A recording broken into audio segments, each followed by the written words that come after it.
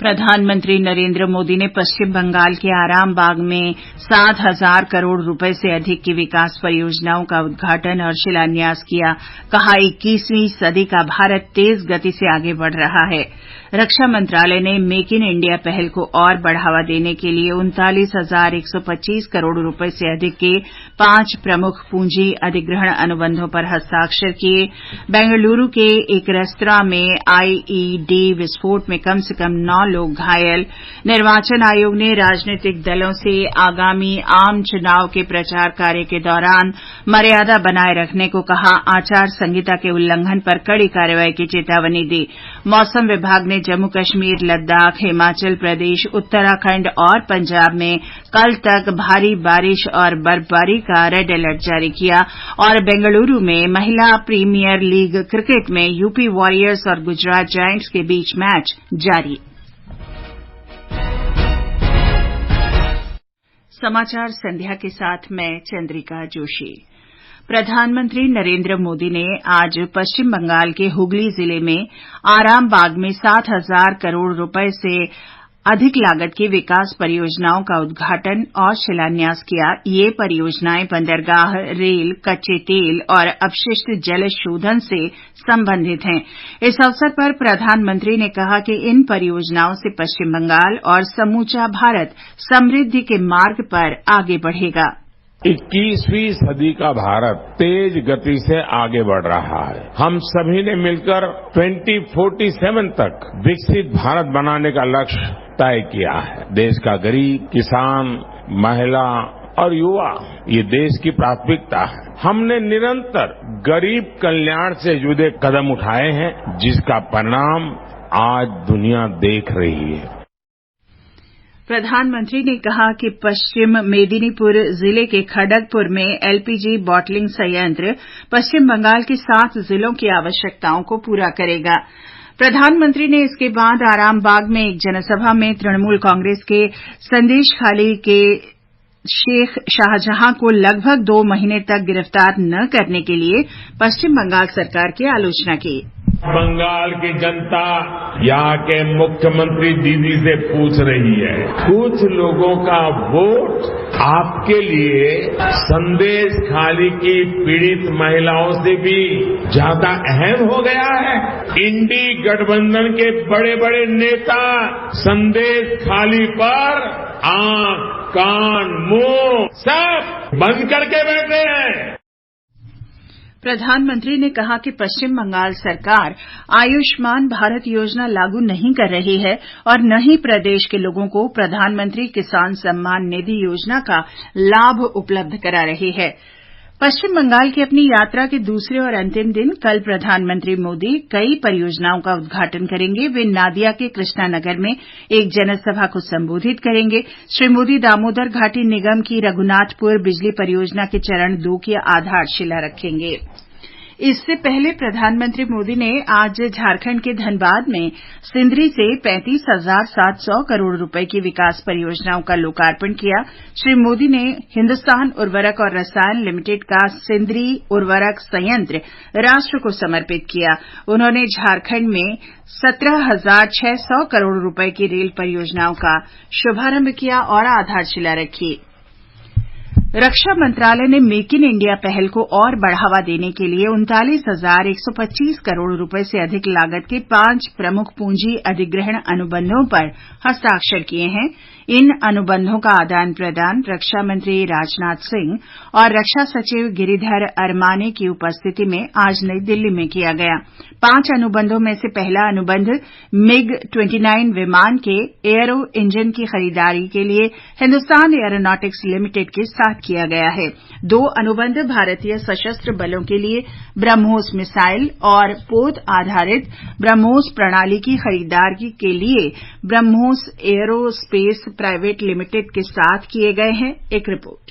समझौते से स्वदेशी क्षमताओं में वृद्धि के साथ साथ विदेशी मुद्राओं की बचत भी होगी और भविष्य में विदेशों में बनने वाले उपकरणों पर निर्भरता भी कम होगी। MiG-29 विमानों के एरो इंजन के लिए लगभग 5,000 करोड़ रुपए से अधिक के समझौते पर हस्ताक्षर किए गए हैं। वहीं क्लोज इन वेपन सिस्टम देश के चुनिंदा स्थानों पर टर्मिनल एयर डिफेंस प्रदान करेगा। यह परियोजना भारतीय एरोस्पेस, रक्षा और MSME सहित संबंधित उद्योगों की सक्रिय भागीदारी को बढ़ावा देगी। हाई पावर रडार उन्नत निगरानी सुविधाओं के साथ आधुनिक सक्रिय एपर्चर पर बने HPR के साथ भारतीय वायुसेना के मौजूदा लंबी दूरी के रडार की जगह लेगा। अंबुजानंद, आकाशवाणी समाचार, दिल्ली। ये समाचार आकाशवाणी से प्रसारित किए जा रहे हैं। कर्नाटक में आज बेंगलुरु के व्हाइटफील्ड इलाके में रामेश्वरम कैफे में हुए विस्फोट में एक महिला सहित 9 लोग घायल हो गए हैं। एक रिपोर्ट।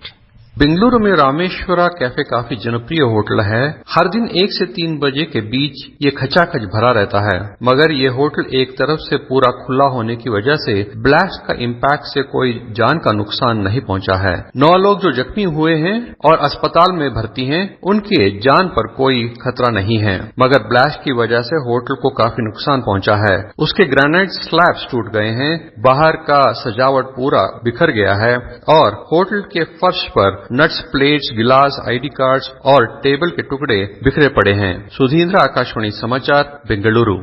मुख्यमंत्री सिद्धरामैया ने पुष्टि की है कि विस्फोट में IED का इस्तेमाल किया गया। कर्नाटक के गृह मंत्री जी परमेश्वर ने बताया कि वरिष्ठ पुलिसकर्मी विस्फोट स्थल पर घटना की जांच कर रहे हैं।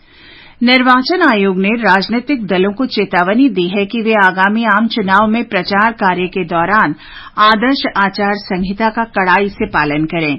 निर्वाचन आयोग ने कहा है कि आचार संहिता का उल्लंघन करने वालों के खिलाफ कड़ी कार्रवाई की जाएगी।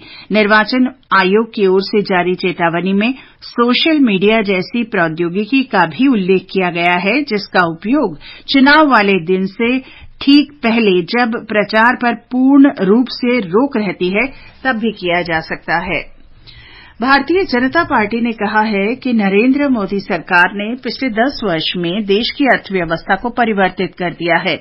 केंद्रीय मंत्री और पार्टी नेता राजीव चंद्रशेखर ने नई दिल्ली में संवाददाता सम्मेलन में कहा कि प्रधानमंत्री मोदी के नेतृत्व में भारत की अर्थव्यवस्था विश्व की 5वीं सबसे बड़ी अर्थव्यवस्था बन गई है। तेलंगाना की जहीराबाद से भारत राष्ट्र समिति BRS के सांसद BV पाटिल आज नई दिल्ली में भाजपा में शामिल हो गए। केंद्रीय मंत्री राजीव चंद्रशेखर और भाजपा के महासचिव तरुण चुग की उपस्थिति में उन्हें पार्टी की सदस्यता दिलाई गई। वित्त मंत्री निर्मला सीतारमण ने कहा है कि विश्व में भारत अपनी आर्थिक स्थिरता, व्यवस्थित कर नीति और पारदर्शी प्रणाली के कारण जाना जाता है। नई दिल्ली में आज जवाहरलाल नेहरू विश्वविद्यालय में पंडित हृदयनाथ कुंजरू स्मृति व्याख्यान 2024 के दौरान श्रीमती निर्मला सीतारमण ने ये बात कही। वित्त मंत्री ने आज 1,000 करोड़ रुपए से अधिक लागत की 7 परियोजनाओं का दिल्ली से वर्चुअल शुभारंभ किया। राष्ट्रपति द्रौपदी मुर्मू ने कहा है कि प्रत्येक व्यक्ति को शांति और प्रसन्नता के साथ जीवन जीने की कला सीखनी चाहिए। राष्ट्रपति द्रौपदी मुर्मू आज कटक में ओडिशा की ब्रह्म कुमारी स्वर्ण जयंती समारोह में बोल रही थी। वे अपने गृह राज्य ओडिशा के 4 दिन के दौरे पर हैं। महाराष्ट्र के उप मुख्यमंत्री और वित्त मंत्री अजित पवार ने कहा है कि मौजूदा वित्त वर्ष में राज्य का सकल घरेलू उत्पाद 10% की दर से बढ़ा है। उन्होंने कहा कि राज्य सरकार ये सुनिश्चित करने के लिए प्रतिबद्ध है कि राजस्व घाटा निर्धारित सीमा से अधिक न हो। सिक्किम विधानसभा ने आज वित्त वर्ष 2023-24 के लिए 13,479,61,000 रुपए की दूसरी अनुपूरक मांगों को पारित कर दिया। सदन ने वित्त वर्ष 2023-24 से संबंधित अनुदान की दूसरी अनुपूरक मांगों के लिए सिक्किम विनियोग विधेयक 2024 को भी पारित कर दिया।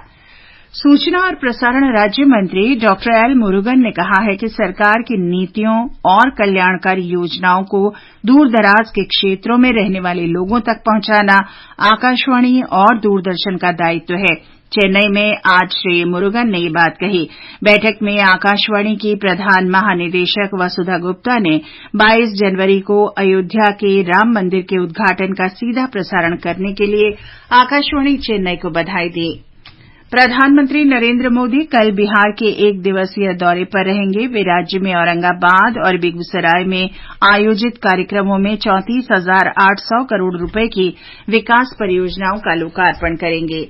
ये समाचार हमारी वेबसाइट newsonair.gov.in और हमारे mobile app news on AIR पर भी उपलब्ध हैं। समाचार संध्या में आपका फिर स्वागत है। मौसम विभाग ने जम्मू कश्मीर, लद्दाख, गिलगित बाल्टिस्तान, मुजफ्फराबाद, हिमाचल प्रदेश, उत्तराखंड और पंजाब में कल तक भारी वर्षा और बर्फबारी का रेड अलर्ट जारी किया है। मौसम विभाग के वरिष्ठ वैज्ञानिक आरके जैनामणि ने आकाशवाणी समाचार से बातचीत में कहा कि जम्मू कश्मीर और उत्तराखंड सहित उत्तर भारत के क्षेत्रों में भारी बारिश और बर्फबारी के कारण यात्रा गतिविधियों पर असर पड़ने की संभावना है। जो एक्टिव वेस्टर्न डिस्टर्बेंस है वो हमारा उत्तर भारत मेनली जो पश्चिम हिमालय का जो क्षेत्र है, जम्मू कश्मीर, हिमाचल प्रदेश, उत्तराखंड, हम लोग ऑरेंज कलर आज रात के लिए और रेड कलर का दिन भर के लिए दिए हैं, क्योंकि heavy to very heavy rain और स्नो होगा। और इसके साथ साथ जो सटा हुआ जो हमारा मैदान इलाका है, जैसे राजस्थान है, पंजाब हरियाणा है, दिल्ली है, और उसी के साथ साथ जो पश्चिम उत्तर प्रदेश है वहाँ भी आज के लिए जो है रेन और थंडरस्टॉर्म गस्टी विंड रात को होगा और ओले भी गिर सकता है। तो इसीलिए ऑरेंज कलर है। दिल्ली में काल के लिए ऑरेंज कलर है, आज के लिए येलो कलर है। इस बीच जम्मू कश्मीर में बटोट किश्तवाड़ राष्ट्रीय राजमार्ग पर आज भारी भूस्खलन के कारण वाहनों का आवागमन प्रभावित रहा।